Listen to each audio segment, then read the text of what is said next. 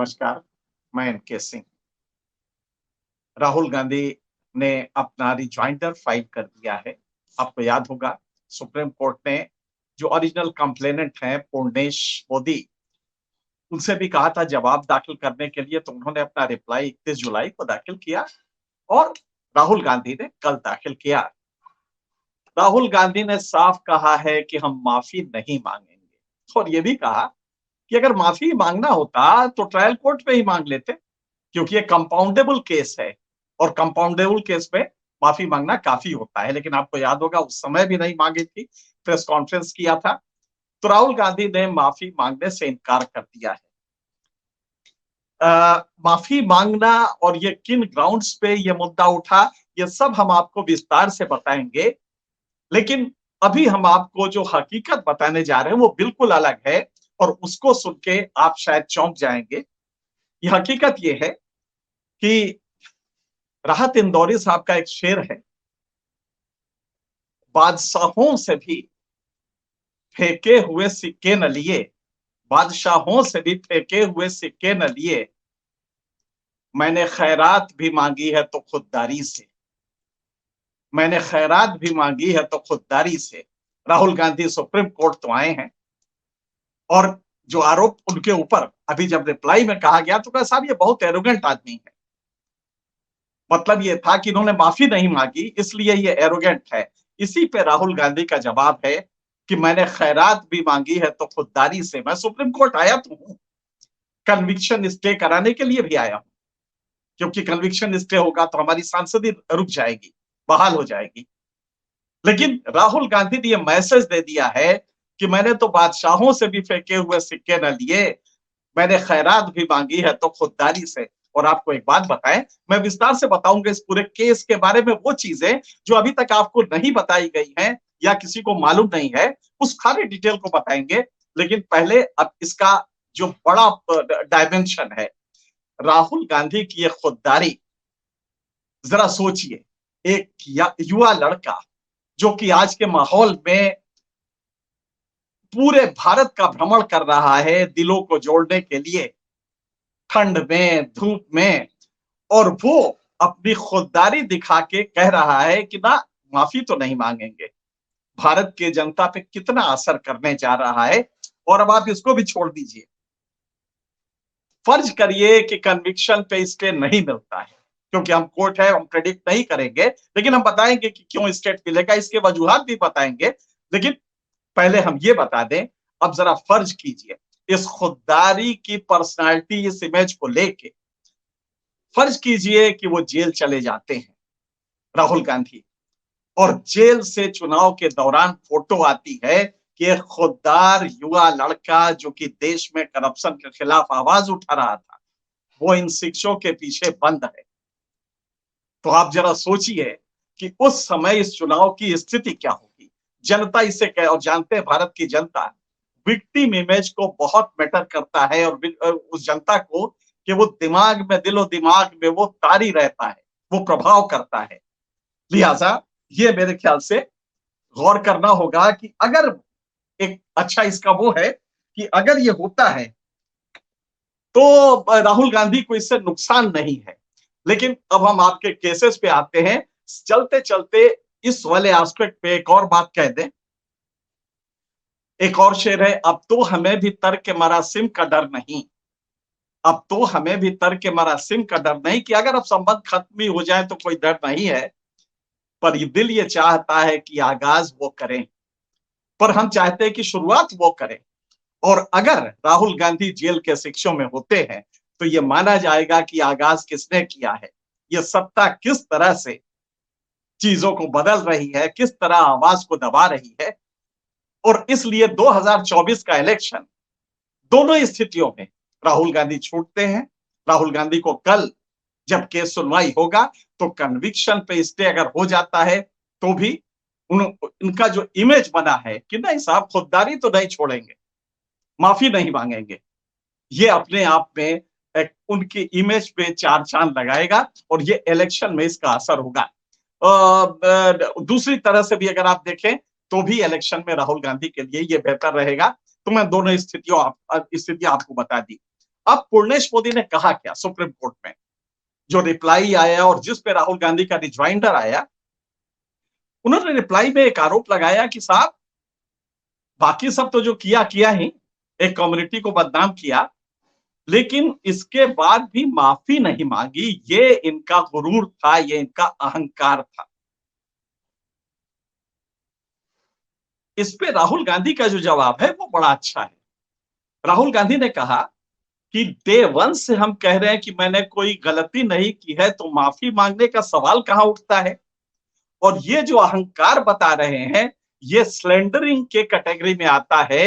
ये किसी की इमेज को खराब करने के लिए कि साहब ये व्यक्ति अहंकारी है, ये जो कहा जा रहा है, ये इनका एक स्लेंडर करने का, जो लांछन लगाने का एक तरीका है। इसमें पूर्णेश मोदी ने 499, जिसमें डिफेमेशन आईपीसी का होता है, 499 के एक्सप्लेनेशन 2 का, असल में जो इस तरह के कानून होते हैं उसका एक्सप्लेनेशन भी होता है, ताकि लोग कानून को जब जजेस उसको ट्राई करें तो समझ लें। तो एक्सप्लेनेशन 2 का उन्होंने सहारा लिया है, जिसमें कहा गया है कि साहब अगर किसी व्यक्ति ने इवन इंडिविजुअल को भी किया है, तो वो कम्युनिटी अगर कोई है, कोई एसोसिएशन है, तो ये माना जाएगा कि उसके ऊपर है। एक्सप्लेनेशन 2 ये कहता है इस कानून का। इसी का सहारा पूर्णेश मोदी ने आपकी बार दिया है। पूर्णेश मोदी ने ये नहीं देखा कि उसी के बगल में एक्सेप्शन 1, 2 से 5 तक जो है, वो चीख चीख के कहते हैं कि लेकिन अगर ये पब्लिक कॉज के लिए पॉलिटिकल प्रोसेस में हो रहा है, तो ये डिफेमेशन नहीं माना जाए। कोर्ट ये भी तो संज्ञान में लेगा। आपको आपके बेनिफिट के लिए हम चाहते हैं कि हम वो भी आपको सुना दें कि वो क्या है। जो एक्सेप्शंस दिए हैं इसमें, पहला एक्सेप्शन है imputation of truth with public good required to be made or publicized. It is not defamation to impute anything which is true concerning any person if it is for the public good that the imputation should be made or published. इसका मतलब ये हुआ कि अगर public good के लिए कोई political नेता पब्लिक गुड के लिए ये कर रहा है और किसी इंडिविजुअल पे जो ट्रुथ है, जैसे कि नीरव मोदी भगोड़ा है, ललित मोदी है, भगोड़ा है, जब इसको हम कनेक्ट कर रहे हैं और जब हम ये कह रहे हैं कि नेक्सस है पॉलिटिकल मास्टर का और इनका, तो ये पब्लिक गुड के लिए कर रहे हैं, लिहाजा ये कहीं से डिफेमेशन में नहीं आता।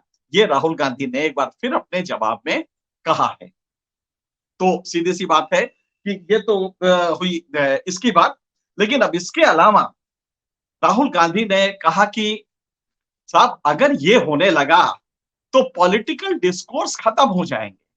आने वाले दिनों में कोई किसी के बारे में कुछ कहेगा ही नहीं, और यह सिस्टम फिर डेमोक्रेसी में जो फ्रीडम ऑफ एक्सप्रेशन है, उन्होंने 3 चीजें बताई, ये सारे फ्रीडम साहब के सीज हो जाएंगे।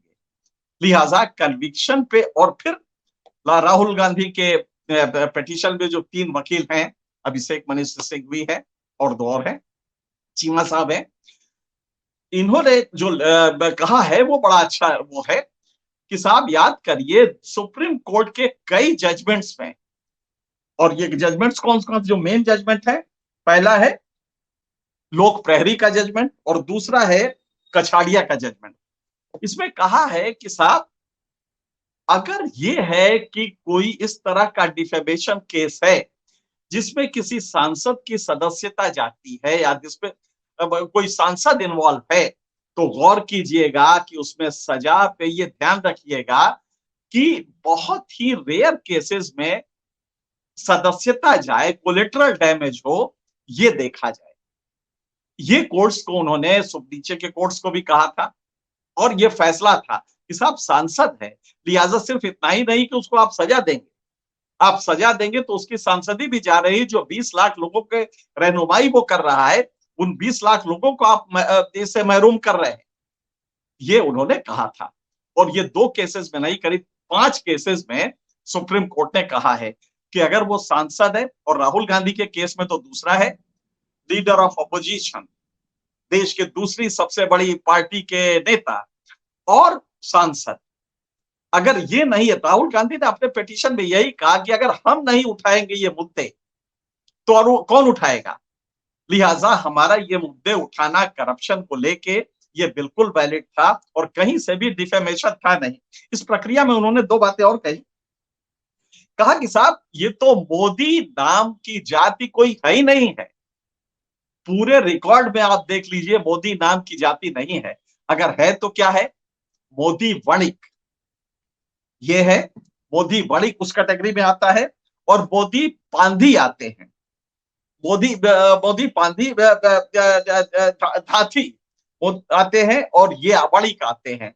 मोदी नाम का कुछ नहीं है। इस पे पूर्णेश मोदी ने पिछली कोर्ट में कहा था, इसके नीचे वाली कोर्ट में कहा था कि हाँ साहब हम मोदी नहीं है, हम ओरिजिनल, हमारी जो जात है वो भूटाला उपजाति है, हम ओरिजिनल मोदी। तो मतलब जो कंप्लेनेंट है वो खुद भी मोदी नहीं है, और मोदी कोई जाति नहीं है, मोदी कोई उपजाति भी नहीं है जो रिकॉर्ड में हो।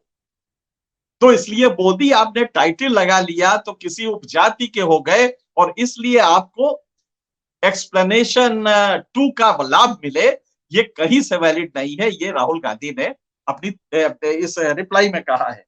तो सीधी सी बात है कि अगर आप इसको लेके देखें तो सुप्रीम कोर्ट के जजमेंट्स पहले के, जिसमें बहुत साफ लिखा है कि साहब अगर वो सांसद है तो आप सिर्फ ये ना देखिए कि उसने कहा क्या है, आप ये भी देखिए कि आप सजा क्या दे रहे हैं, और कहीं इससे उसकी सांसदी तो नहीं जा रही है, विधायकी तो नहीं जा रही है, क्योंकि वो पब्लिक रिप्रेजेंटेटिव भी है। और दूसरा कि साहब पब्लिक गुड में अगर हम ये कर रहे हैं तो ये कौन सा गुनाह है, और सजा कितनी दे रहे हैं आप, इस पे भी उस राहुल गांधी ने अपने रिजॉइंडर में लिखा है कि साहब मैक्सिमम सजा। जरा गौर कीजिएगा, मैंने कुछ कहा है, इस पे जो कोर्ट ने दिया है वो एक्सट्रीम सजा है। और कहा क्या है कि साहब राहुल गांधी मॉरल टर्पिट्यूड के आरोपी हैं, नैतिक पतन के आरोपी हैं। जरा सोचिए क्या ये नैतिक पतन है? अगर हमने आरोप भी लगा दिया, चलिए हम ये भी मान लेते हैं किसी कम्युनिटी के बारे में लगा दिया, तो क्या ये नैतिक पतन है? किस तरह का कोर्ट का निचली अदालतों का जजमेंट रहा है कि उन्होंने जघन्य अपराध और नैतिक पतन इसको माना है। कोई भी कोर्ट जो अगर थोड़ा सा भी विवेक का इस्तेमाल करेगा, जो जुडिशियल प्रूडेंस अगर उसमें नजर आए, तो वो बहुत स्पष्ट कह सकता है कि नहीं, this does not qualify for this section of IPC. बहुत सिंपल है कि पॉलिटिकल डिस्कोर्स से इससे खत्म हो जाएंगे, और ये बात जजेस को भी मालूम होगा। वो लोग विद्वान लोग होते हैं, कानून जानते हैं, और सभी जो निचली अदालतें हैं उन्होंने इसको देखा होगा। 499 ट्रायल कोर्ट में आते रहते हैं। तो लिहाजा उसमें ये एवरमेंट लेना कि साहब ये तो एक्सट्रीम है, और साहब ये तो जघन्य की श्रेणी में आता है क्योंकि वो लीडर ऑफ अपोजिशन है। अरे आप उल्टा कर रहे हैं। सुप्रीम कोर्ट के दोनों जजमेंट, और खास करके मैंने वो जजमेंट पढ़ा है लोक प्रहरी वाला, बहुत स्पष्ट लिखा है कि अगर वो सांसद है तब तो और गौर कीजिएगा। इसको ट्राई करने में, जजमेंट देने के पहले ये देख लीजिएगा कि ये सांसद है, इसकी सांसदी तो नहीं जा रही है। तो लिहाजा अगर सांसदी जा रही है तो क्या इसका पात्र है वो? क्या वो जो 20 लाख लोग उस उसके हैं, उस कॉन्स्टिट्यूएंसी के, उनको आप डिप्राइव नहीं कर रहे हैं अपने रिप्रेजेंटेटिव से? और ये इरिवर्सिबल प्रोसेस है। अभी भी राहुल गांधी ने इस रिजॉइंडर में कहा है कि ये जो सजा दी है और जिससे कि हमारी सदस्यता गई है, ये इरिवर्सिबल प्रोसेस है। ये एक बार मुकम्मल हो जाएगा तो वापस नहीं हो गया अगर वायनाड में चुनाव हो गया। तो लिहाजा सुप्रीम कोर्ट इसको इमीडिएटली देखे। तो मैंने आपको दो चीजें बताई, ये डिटेल बताए, और राहुल गांधी ने जो मॉरल स्टैंड लिया है, जब कहा है कि बादशाहों से भी फेंके हुए सिक्के न लिए, मैंने खैरात भी मांगी है तो खुददारी से, तो वो खुददारी राहुल गांधी ने जबरदस्त दिखाई है। और इसके बारे में गीता का एक बड़ा अच्छा श्लोक है, अध्याय 2 के 37वां श्लोक है। कृष्ण ने अर्जुन से कहा, हतो वा प्राप्यसे स्वर्गम, अगर मारे जाओगे तो स्वर्ग मिलेगा। जीतवा वा भोज्यसे महीन, अगर जीत जाओगे तो ये धरा तुम्हें मिलेगी भोगने के लिए। जरा सोचिए, हतो वा प्राप्यसे स्वर्गम जीतवा वा भोज्यसे महीम। ये अपने आप में कितना इंपॉर्टेंट है। तस्मात उत्तिष्ठ कौन्तेय, लिहाजा ए कौन्तेय, ए अर्जुन, खड़े हो जाओ। युद्धाय कृत निश्चय, युद्ध का निश्चय करके खड़े हो जाओ। दोनों हाथ में लड्डू है।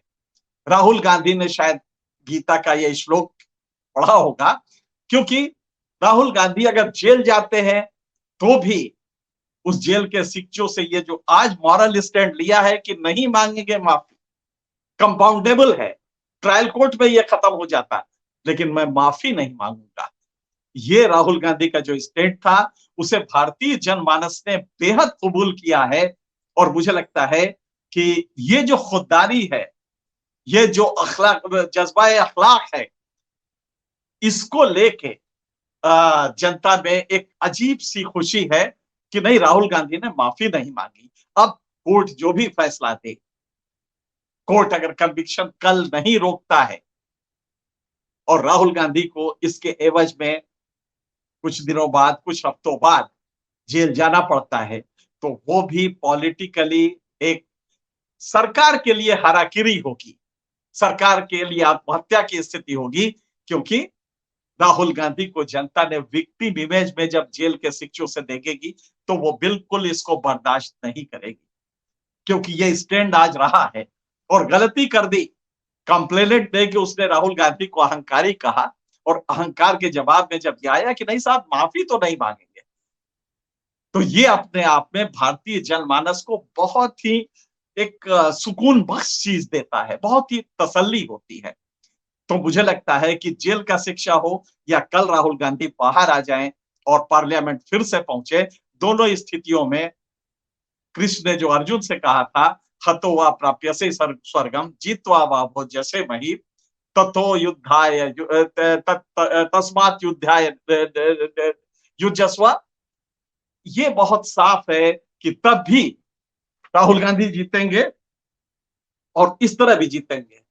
तो हतो वा प्राप्यसे स्वर्गम जीत्वा वा भोज्यसे महीम तस्मात् उत्तिष्ठ कौन्तेय युद्धाय कृत निश्चय, युद्ध का निश्चय करके चलो। और राहुल गांधी शायद इसके लिए तैयार है। कल हम आपसे फिर मुखातिब होंगे और देखेंगे कि कोर्ट में क्या हो रहा है और राहुल गांधी का भविष्य किधर जाता है, क्योंकि राहुल गांधी के भविष्य से देश का भविष्य जुड़ा है। 2024 सामने है। आज इतना ही। किसी और मुद्दे पे कल तो मिलना ही है, अन्य मुद्दे पे भी आपसे चर्चा करते रहेंगे। तब तक के लिए